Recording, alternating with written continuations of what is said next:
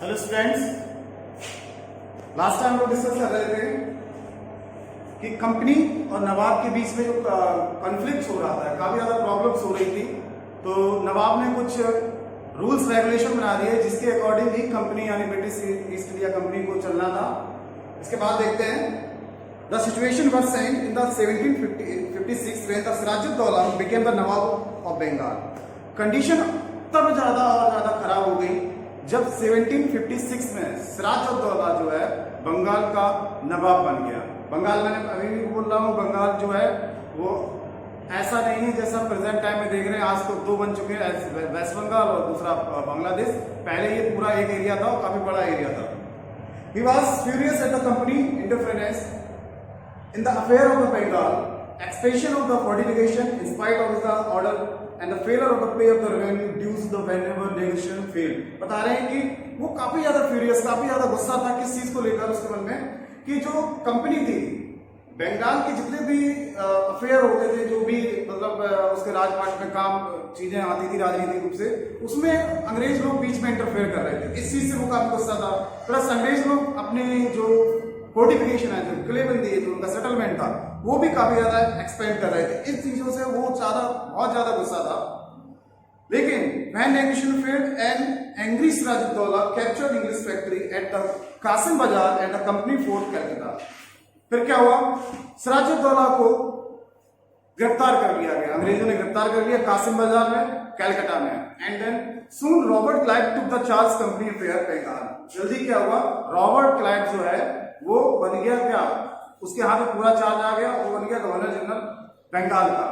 इसके बाद company affairs in the Bengal and the established companies previous position trade privileges by the treacherous means. बता रहे हैं कि अब उनको, जब वो रॉबर्ट क्लाइव बन गया तो अब वो फिर से कंपनी का एक बहुत बड़ा एरिया जो था बंगाल का, उस पर अपना रूल करना चाहते थे।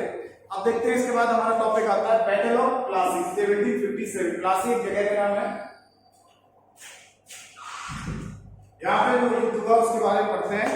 The beginning of the British political sway over India में be trace in the battle of Plassey in 1757। ये बता रहे, जो ब्रिटिश लोगों को जब पॉलिटिकल कह सकते हैं कि जो डोमिनेशन था वो बैटल ऑफ प्लासी के बाद और बढ़ गया। जैसे कि after the establish themselves in the Calcutta making the nawab grant them in all demands, Clive wanted a puppet ruler who would grant them more privileges.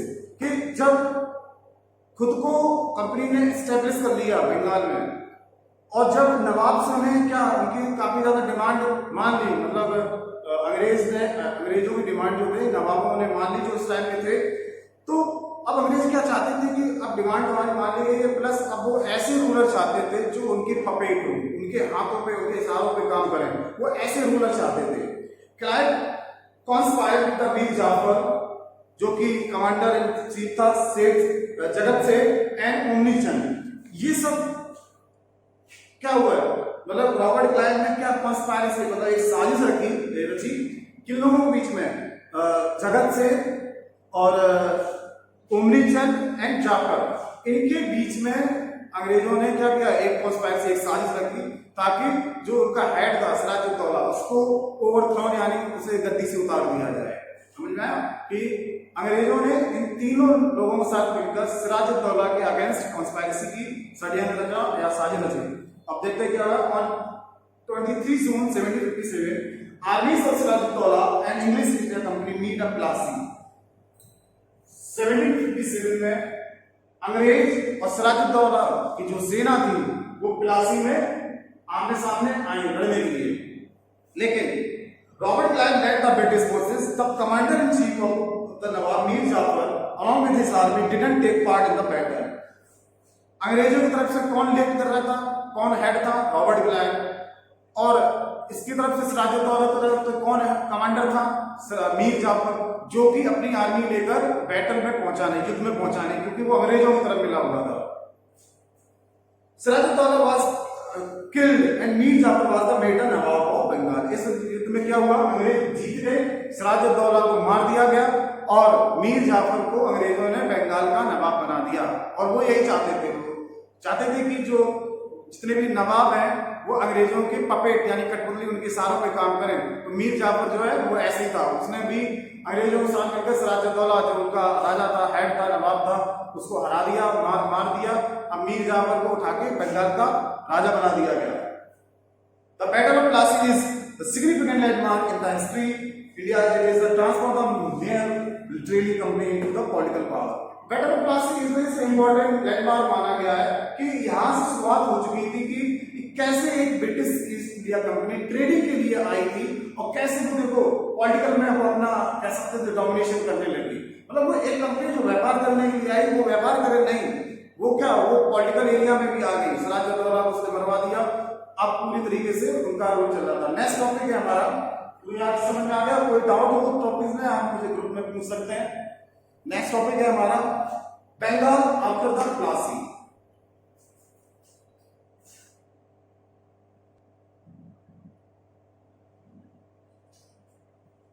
अब सिराजुद्दौला तो मारा गया। अब बंगाल का प्लासी की युद्ध के बाद क्या हाल हुआ इसके बारे में पढ़ते हैं कि Mir Jafar become the puppet hand of the British and they constantly demanded money and privileges. क्योंकि मीर जाफर को नवाब बनने में हेल्प की थी अंग्रेजों ने, तो अब अंग्रेजों ने हेल्प की थी तो वो तो अब उनका ही कहना मानेगा। तो अंग्रेज लोग क्या करते थे, मीर जाफर नवाब था, उससे ज्यादा प्रिविलेजेस मांगने लगे, ज्यादा सुविधाएं मांगने लगे, ज्यादा वो मनी पैसा भी मांगते थे मीर जाफर से। When Mir Jafar failed to meet the company heavy monetary demands was deposed। अब वो इतना ज्यादा पैसा मांगते थे कि अब मीर जाफर के लिए इतना ज्यादा पैसा इकट्ठा करना अब मुश्किल पड़ने लगा। In 1760 the company made his son-in-law Mir Qasim the nawab of Bengal. इसके बाद जब मीर जाफर नहीं दे पाया उसको हटा दिया गया। कंपनी ने क्या किया, मीर जाफर का जो सन-इन-लॉ था यानी जो दामाद था उसको उठा के मीर कासिम को नवाब बना दिया गया। अब मीर जाफर को हटा दिया, अब मीर कासिम को बंगाल का नवाब बना दिया गया। In return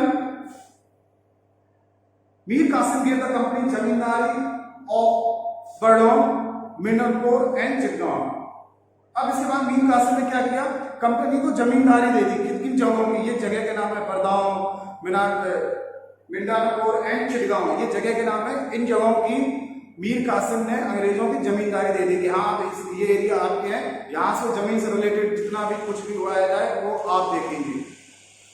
and after some year Mir Qasim attempts to free himself from the British domination. कुछ सालों बाद मीर कासिम ने क्या किया, खुद को ब्रिटिश डोमिनेशन से आजाद करने की सोची। काफी लगने लगा कि हम राजा कैसे हैं कि हमारे ऊपर तो रूल कोई और कर रहा है। तो मीर कासिम ने क्या किया, खुद को अलग करने की कोशिश की अंग्रेजों के डोमिनेशन से। He dismissed foreign official who favored the British, hired European expert to train his army, and abolished all duty on the internal trade so that both Indian and British merchants could trade on equal terms। देखो उसने क्या क्या किया, उसने उन courts को, उन officials को डिसमिस कर दिया जो केवल ब्रिटिश लोगों के फेवर में बोलती थी, उनको हटा दिया। प्लस उसने क्या किया, यूरोपियन कंट्री के कुछ एक्सपर्ट बुलाए, आर्मी के एक्सपर्ट, ताकि मीर कासिम अपनी सेना जो थी उनके सैनिकों को एक्सपर्ट कर सके ताकि वो ब्रिटिश से अच्छे से लड़ सके। प्लस उसने जितने भी इंटरनल ट्रेड पे जो ड्यूटीज लगती थी, मतलब जो टैक्सेस वगैरह लगते थे इधर सामान इधर उधर भेजने में, वो उसने खत्म करा दिया ताकि जो मर्चेंट हैं, जो व्यापारी हैं, चाहे वो ब्रिटिश के बने रहे चाहे इंडियन बने रहे, सभी लोगों के साथ इक्वली ट्रीट किया जाए। ये सब मीर कासिम ने करवा दिया। As a result, Indian merchants were also able to enjoy concession which only the English had enjoyed so far। अब जब देखा हो गया तो मर्चेंट जो है, इंडियन मर्चेंट जो थे, अब उनको भी काफी ज्यादा छूट मिलने लगी जो कि पहले केवल किसको मिलती थी, अंग्रेजों को मिलती थी। Mir Qasim also placed limits on the trade privileges on the company। Mir Qasim ने क्या किया, उसने कंपनी पे लिमिट्स लगा दी कि आप इतने से ज्यादा ट्रेड नहीं कर पाएंगे, इतना ही ट्रेड कर पाएंगे, इससे ज्यादा इंडिया से आप व्यापार नहीं कर सकते। अब देखो अभी तक मीर कासिम और मीर जाफर राजा के फेवर में चल रहे थे तो ठीक था। अब मीर कासिम से अपोजिट हो गया। अब क्या हुआ, फिर देखो बैटल ऑफ बक्सर हुआ। बक्सर भी एक जगह का नाम है, ठीक है।